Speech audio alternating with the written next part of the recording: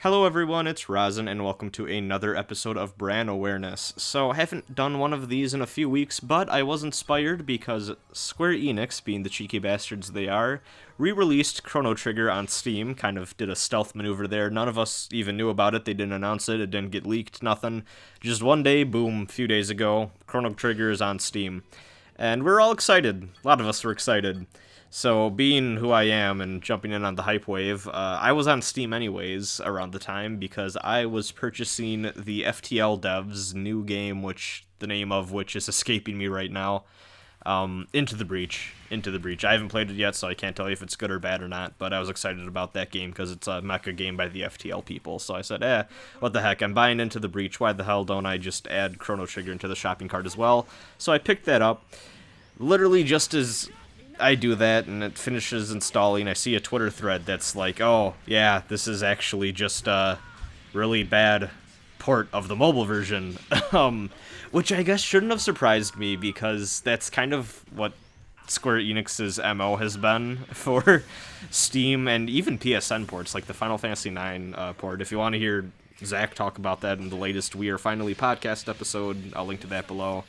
Because basically what Squeenix has been doing is they make a port for mobile platforms, and then when they bring it over to PSN, even the Switch in the case of Romancing Saga 2, though to be fair I have heard better things about that port compared to the rest, and Steam, they'll just take the mobile version and then touch it up a little bit and just kind of make it work on whatever other platform. So it's not that much care and energy and resources have gone into it compared to, say, like the Chrono Trigger DS version, which also the mobile version took a lot from.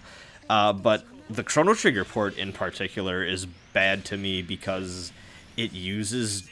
I'm pretty sure it just uses Arial for the UI font, which is like shocking to me. Like, I don't have that much graphic design, or I mean, I don't have any graphic design, like professional education or anything, but I do have a little bit of user interface education, just a class or two I took. And I can't believe that they would just use like that basic of a font for their game, especially when it clashes so bad with the menus and the layout and all that. It just looks hideous. And honestly, that's kind of been the way with all these ports. Like, they redid the sprites for 5 and 6, and they look terrible. Personally, I haven't been a fan of the way that Square Enix has been treating their sprite-based games since the PSP versions of Final Fantasy 1 and 2. Granted, I would say those look a lot better than what we've been getting now, but I feel like Square Enix or whoever is in charge of like the graphical side of like those sprite-based games, they're really afraid of like that, those pixelated edges. Everything has this terrible filtering over it, and it just looks like some things are better than others, but it just looks like you just rubbed Vaseline all over the sprites to make them blur and seem a little less like jagged, I guess. But I like embrace it. I don't know, like I don't think those filters look good at all. And I'm not against filtering because I do think that's good for like an optional feature. Like the Capcom HD ports do a great job of that, where they give you like a crisp filter, a smooth filter, or just no filter at all.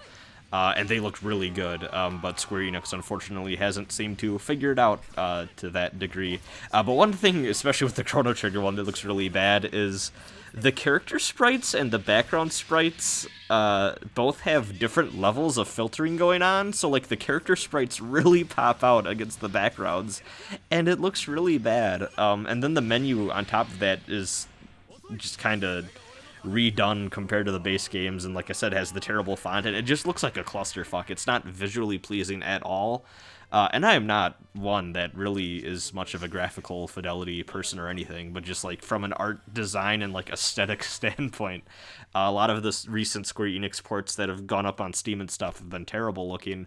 And I think this Chrono Trigger one has really been the one that broke the camel's back. It was the straw that broke the camel's back, because that is such a beloved game to so many people. Not to say that the Final Fantasy games aren't, but I think, I would say you get enough re-releases of Final Fantasy games that I think what was going on with those Steam ports in particular maybe kind of went a little bit behind the scenes to a lot of people, especially, you got stuff like Final Fantasy 15 coming out, Final Fantasy 14 recent editions. It's really easy for a Final Fantasy fan to not be paying attention so much to ports of games that they've probably played once or twice already. But Chrono Trigger is a game that does not see a lot of re-releases. Really, you just have the Super Nintendo version, the PlayStation port, which has some pretty bad load time issues, and if I recall, actually some weird, like, sprite layering issues. I talking a little bit off my ass there, but I seem to recall that game having some other odd issues on the PlayStation. Did add anime cutscenes, though, but the DS version of that game is fantastic. Did a full retranslation, which I know some people prefer the original translation, even though it's not particularly accurate in a lot of cases. It's really, really simplified due to character restraint. I actually think the DS version does a really good job of having a lot of the heart and emotion from that original script localization, but also being a little bit more true to what's actually going on in the original text. I think the DS version is honestly underrated because that's a really damn good localization. I think it has a lot of heart to it, and I really appreciate that. Honestly, I kind of prefer a blend of heart and accuracy when it comes to localization and stuff like that. And then you got the mobile port, and then you now have the Steam port, which is probably, honestly, it looks like they've tried to touch up the mobile version when making the Steam port, but by doing so, they actually made a lot of the filtering worse, it seems like, which is interesting to me. But like I said, I think it's obvious that clearly not a lot of resources went into this port. But this has gotten me thinking just in general. That was 7 minutes worth of setup for a video I didn't think would last that long. But, that's what I do. That's what these are here for. They're here for me to ramble and have fun. This Chrono Trigger port nonsense got me thinking that it's really difficult these days, especially with the games that a lot of us grew up with through whatever means. I mean, Chrono Trigger wasn't a game I didn't play until later, but that's because growing up I never had an SNES. I emulated it later. It's getting really difficult to recommend games that have been re-released a bunch of times because you have to take into account what platforms the people have. Not everyone is comfortable emulating, though, I don't know. I feel like this is a whole other can of worms that maybe would be better for another video, but I feel like the industry's at a point where I think it's fine to maybe buy a version of a game and then emulate a better one, just to, kind of have your cake, eat it too, get the good version of the game and, still support the creators. But that's another topic for another day. But yeah, if people don't like emulating, you have to wonder what hardware they have. A lot of older hardware can be hard to get a hold of nowadays. Like, a lot of people are saying, hey, pick up the DS version of Chrono Trigger, which is still going for about $40, by the way, which not everyone wants to pay for a DS game, honestly. But sadly, that seemed to be a little bit more of a limited run. A lot of RPGs for the DS are kind of like that now, where you're still going to pay about full price for them just because they're kind of scarce. And not everyone just has a DS laying around, or not everyone wants to even crack open their 3DS now that the Switch is out, so that's a shame.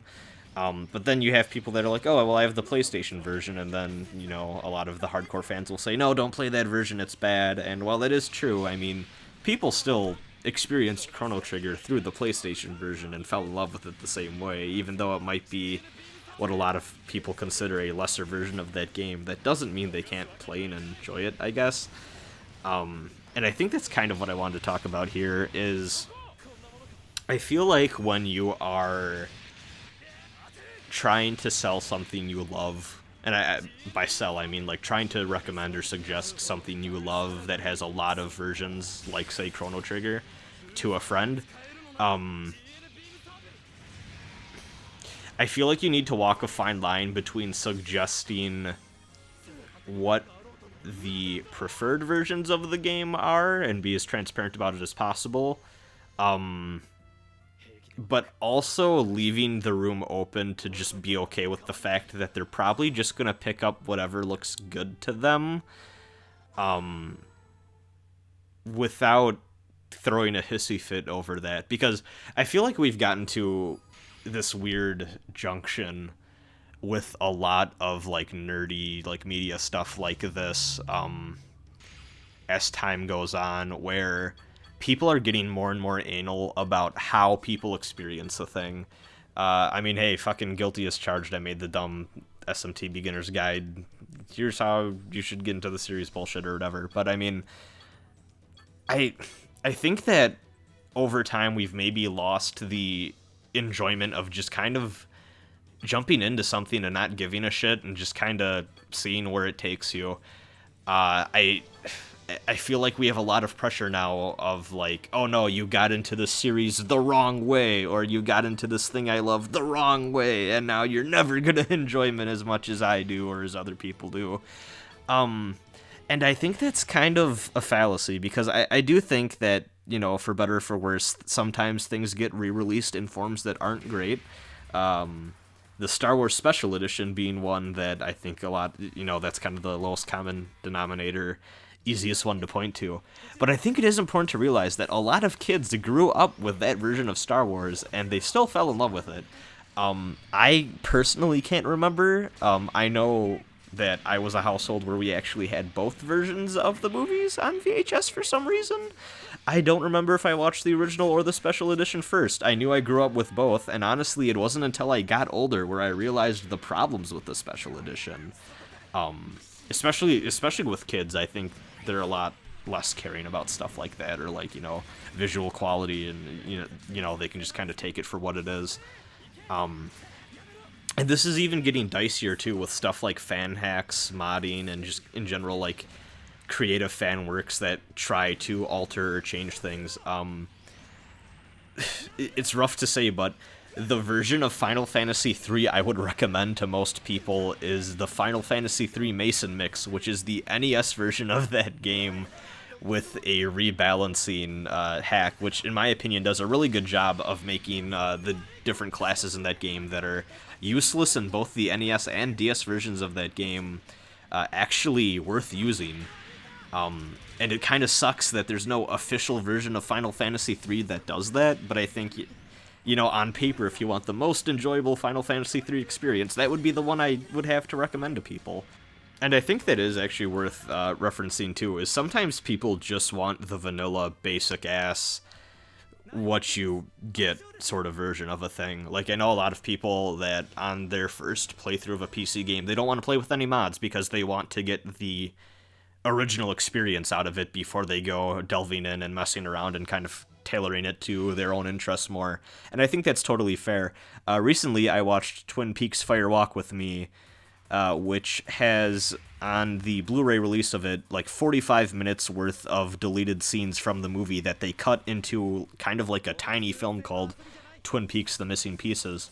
And online, you can download a fan cut of that film that reintroduces those deleted scenes into the main Fire Walk with Me movie to create a really long movie, but that kind of is more cohesive of a piece. And I really debated, like, you know, do I want to just download that version of the movie, or should I just do it kind of how the Blu-ray has it set up? And I figured, you know what, this is how most people are probably going to experience it, as two separate things, and even though that feels a little bit more disjointed, hey, that's just kind of what I'm going to go with. And also, it's more convenient and easier because I had the Blu-ray in front of me and I didn't feel like going and tracking down the fan cut on whatever website it's hosted at. So sometimes I think really you just need to go with the flow, and it's okay to jump into a thing.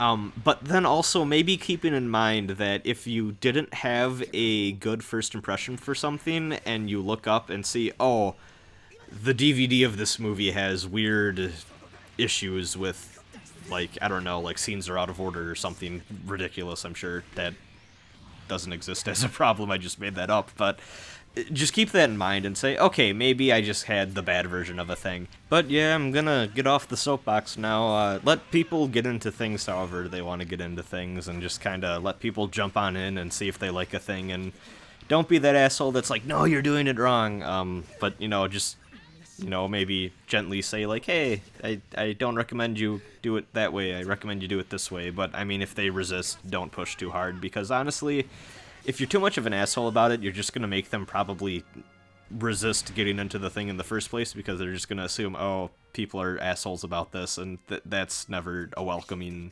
entry point into enjoying a thing, is being told that you're doing the thing wrong. So, yeah, it's just kind of my thoughts. But yeah, I want to do, like, I think I've said this the past, like, 3 or 4 of these now. I want to do these more often, but honestly, it's just kind of a thing where, like, between the podcast, Twitter, all that, like, sometimes I just kind of feel like I get out my opinions and stuff there, and I don't really have anything left to talk about when I want to vlog, necessarily. So if you have any topics or suggestions, or just anything that you're itching to hear me talk about, put it down in the comment sections for any of these brand awareness videos. I totally don't mind. I mean, no promises that I'm going to cover whatever you suggest. It has to be something that I feel comfortable making a video on, and probably want to talk about more than you even care to hear me talk about it. But I'm open to suggestions, and hey, I think it's a fun little form of interactivity between me and you guys. So yeah, I'm gonna go the fuck to sleep now, because it's like 11 and I need to be up at like 5. I don't want to think about it too. I'm just gonna fucking go to bed. Probably edit this first though. Yeah. This is a really awkward, like, point to end the video, because now it, like, got really meta and I'm talking about the actual production of the video. So I'm just gonna click the end button now. Bye.